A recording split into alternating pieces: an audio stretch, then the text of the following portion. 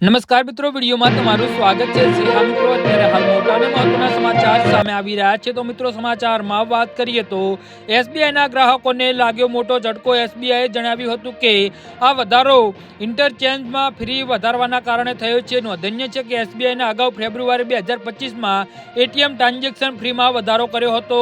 તો એસબીઆઈના જણાવ્યા મુજબ નવી ફી 1 ડિસેમ્બર 2025થી અમલમાં આવી છે। આ મુખ્યત્વે અન્ય બેંકોને એટીએમનો ઉપયોગ કરતા બચત અને પગાર ખાતા ધારકોને અસર કરશે।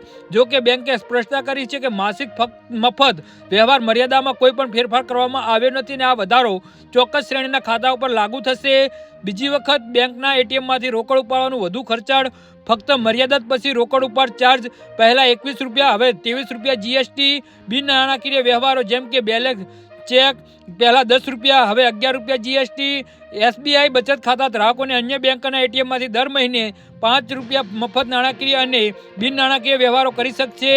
એસબીઆઈ અને પોતાના એટીએમ પર ફ્રી ટ્રાન્ઝેક્શનની મર્યાદા પણ નક્કી કરી છે। હવે એસબીઆઈ એટીએમ પર દર મહિને કુલ 10 ફક્ત વ્યવહાર નાણાકીય અને બિન નાણાકીય ઉપલબ્ધ થશે, જ્યારે અગાઉ આ સુવિધા મર્યાદિત હતી। જી હા મિત્રો, તો આના વિશે તમારું શું કહેવું છે તો નીચે મારી કમેન્ટ બોક્સમાં જરૂરથી જણાવજો। ધન્યવાદ।